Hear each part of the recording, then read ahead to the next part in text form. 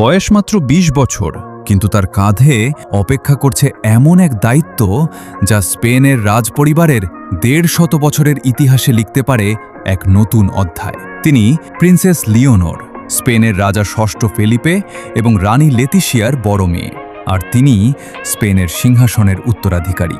একদিন বাবার স্থলাভিষিক্ত হলে লিওনোর হবেন ১৯ শতকের রানী দ্বিতীয় ইসাবেলার পর স্পেনের প্রথম ক্ষমতাসীন রানী। ভাবুন একবার, ১৮৬৮ সালের পর কেটে গেছে প্রায় ১.৫ শতাব্দী। এরপর আর কোনো নারী স্পেনের সিংহাসনে বসেননি। তাই লিওনরের সম্ভাব্য রাজ্যাভিষেক শুধু একটি পারিবারিক উত্তরাধিকার নয়, এটি হবে স্পেনের রাজতন্ত্রের ইতিহাসে এক ঐতিহাসিক মুহূর্ত।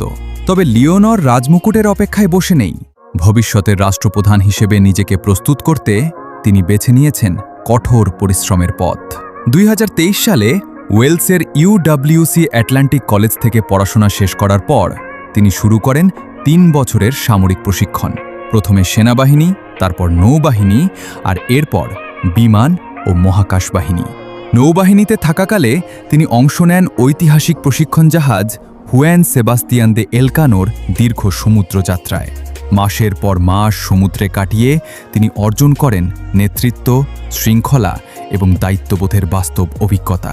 কিন্তু শুধু সামরিক প্রশিক্ষণই নয়, শিক্ষার ক্ষেত্রেও নিজেকে আরও সমৃদ্ধ করছেন লিওনর।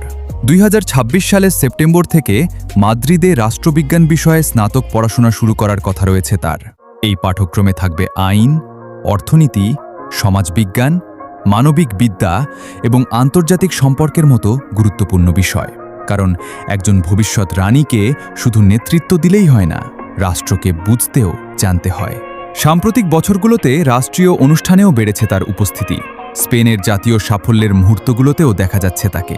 বিশ্বকাপজয়ী স্পেন দল দেশে ফেরার পর রাজা, রানী এবং রাজপরিবারের অন্য সদস্যদের সঙ্গে খেলোয়াড়দের স্বাগত জানান লিওনর। এ যেন ভবিষ্যৎ রাষ্ট্রপ্রধান হিসেবে জনগণের সামনে নিজেকে ধীরে ধীরে প্রতিষ্ঠিত করার পথ চলা।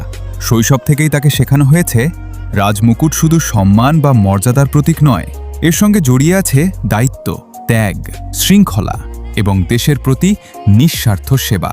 তাই একদিন যদি ইতিহাস তাকে স্পেনের সিংহাসনে বসায়, তবে তিনি শুধু একজন রানী হবেন না, তিনি হবেন সেই নারী যিনি ১.৫ শতাব্দীর অপেক্ষার পর স্পেনের ইতিহাসে খুলে দেবেন এক নতুন অধ্যায়ের দরজা।